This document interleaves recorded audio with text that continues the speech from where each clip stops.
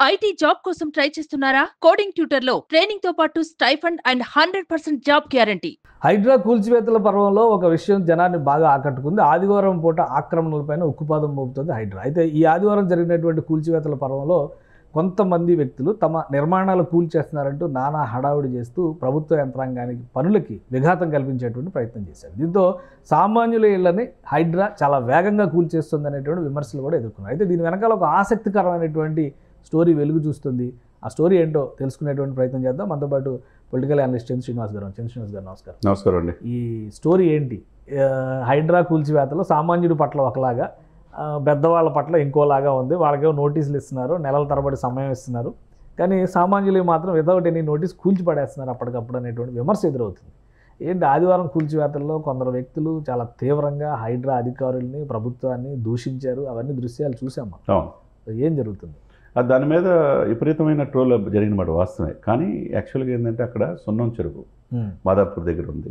అది buffer zone FTAలో ఉన్నది. చుట్టుపక్కల విల్లాలన్నీ కూడా చేస్తే లక్ష్మీ శ్రీనివాస కన్స్ట్రక్షన్ కూల్చేశారు. రూల్ ప్రకారం వెళ్ళారు వాళ్ళు. అదే సమయంలో మీరు చూపిస్తున్నారు, స్క్రీన్లో చూపిస్తున్నారు, రెడ్ షర్ట్ వేసుకున్న ఒక ఆయన, రెడ్ బుల్ అతనైతే అంతా చూస్తాను, రంగనాథన్ ఏంది, డిపార్ట్మెంట్ ఏంది, 15-20 సంవత్సరాల నుంచి మాది. ఆయన మూవ్మెంట్, ఆయనతో పాటు 2-3 మహిళలు రియాక్ట్ అయిన విధానం అవన్నీ చూస్తే చాలా మంది పాపం అమాయకులు ఇళ్ళు కూల్ చేస్తున్నారు అని భావన కలుగుద్ది, ఆవేదన కలిగింది. చాలా మంది రియాక్ట్ అయ్యారు, ఎమోషనల్ అయ్యారు, మూవ్ అయ్యారు. దాని మీరు అన్నట్టు ఎమోషనల్ అయ్యారు. ఆయన లుంగి గడతో ఎంత చూస్తాననే భావన తేలుతాం. కానీ అతని పేరు వెంకటేష్ అని. తర్వాత కానీ వీళ్ళు విచారించారు హైడ్రాకి, దీని ఎవరు ఉన్నారు, దీని వెనక ఎవరు ఉన్నారు. ఇది దాదాపు 20 సంవత్సరాల నుంచి ఆ సున్నం చెరువు పక్కనే బోర్లు వేసేసి 20 నుంచి 25 ట్యాంకర్లతో దాదాపు రోజు సంపాదన 1,00,000 పైన అంట. ఎవరిది? ఆయన ఒక్కడిదే.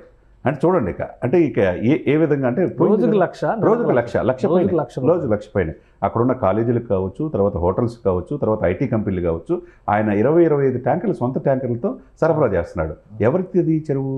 ప్రభుత్వాన్ని. సున్నం చెరువు చుట్టూ బోర్లు వేసేసి మరి వ్యాపారానికి 1,00,000 పైన 1,00,000-1,50,000 వచ్చి ఆదాయం రోజు పోతుందంటే బాధ కదా. ఆ బాధ ఆ విధంగా వ్యక్తం చేస్తున్నట్టు కనపడుతుంది. ఆ బాధని ఎట్లా, అది ఎవరిది? ప్రజలకు ఏమనుకుంటారు, నిజంగా ఆయన పోయిందేమో, సామాన్య మానవుడేమో పెట్రోల్ పోసుకుంటున్నాడు అని చెప్పి భావన కలిగింది. కానీ అతను వెనక స్టోరీ కూడా మనం తెలుసుకోవాలి. ఎందుకంటే అధికారులు నిందించడం కంటే ఆయన 15-20 సంవత్సరాల నుంచి సున్నం చెరువుని ఏ విధంగా ఆక్రమించుకొని దాని నుంచి 25 వెనక ఎవరన్నా పెద్దలు ఉన్నారా? ఉంటారు. ఉండకుండా ఒక్కడే ఎట్లా ఉంటుంది అతని సంపాదన? ఒక లోకల్ లీడర్షిప్ ఎవరో ఉంటుంది. అదేవిధంగా ఇక్కడ ఇద్దరు ఉన్నారు. గోపాల్ అనే వ్యక్తి అక్కడ ఆక్రమించుకున్నాడు చెరువు చుట్టూ. ఆ గోపాల్ ఆక్రమించుకుంది చంద్రశేఖర్ అనే వ్యక్తి కొనుక్కున్నాడు. షెడ్లు వేసేసి వీళ్ళు రెంట్లకి ఇచ్చేసుకుంటున్నారు. ఎవరు సొమ్ము సార్ ఇది? ప్రజల సొమ్ము. అంటే నోటీసులు ఇవ్వలేదు, హైడ్రా నోటీసులు ఇవ్వలేదు, వచ్చి ఇమీడియట్ గా కూల్ చేసింది అనేది విమర్శ. నోటీసులు ఎవరికి ఇచ్చి ఉంటారు? ఇప్పుడు ఆ రెంట్లకు ఉన్న వాళ్ళకి ఇవ్వాలా, లేదంటే ఆ ఓనర్స్ ఎవరైతే ఉన్నారో వాళ్ళకి ఇల్లు ఉంటాయా? అసలు ఇది వీళ్ళు అసలు అప్పకే లేదు, అమ్మటానికి లేదు. FTL బఫర్ జోన్లో ఉన్నది, ప్రభుత్వ భూమి. దీన్ని ఎవరు అడిగేవాళ్ళు లేరు కదా ఉద్దేశం. ఆ రోజు నుంచి దశాబ్దాలుగా ఈ రాజకీయ నాయకులు షెడ్లు వేసేసుకున్నారు. ఒకడేమో ఆక్రమించుకుంటున్నాడు, ఇది నాది అంటున్నాడు. వాడి దగ్గర ఇంకోటి కొనుక్కుంటున్నాడు. కరెంటు బిల్లు ఏదో మీటర్లు అక్కడున్న అధికారులకు లంచం ఇచ్చి తీసుకుంటున్నారు. ఇది సొంతది కదా అని చెప్పి ఊరకన వస్తుంది చెరువు పక్కన అనే ఉద్దేశంతో వీళ్ళందరూ ఏంటంటే ఒక గూడు పుటానికి చేరి ప్రభుత్వ ఆస్తులు కబ్జా చేసుకొని ఇలా చేసుకుంటా ఉన్నారు. ఇది హైడ్రా అధికారులు దీని వెనక ఎవరున్నారు, ఇది ఎందుకు ఇట్లా మాట్లాడుతున్నాడు, దీని వెనక ఏం జరుగుతుందంటే దీని వెంకటేష్ అనే ఆదాయం ఇది. దీని వెనక ఇంతమంది రోజుకు ₹1,00,000 నెలకు 30 లక్షల ఆదాయం ఉంటుంది. మరి అది పోతుందని ఆవేదనతో దాని మీద అంతే తప్పితే ఆయన ఏదో పేదవాడేం కాదు.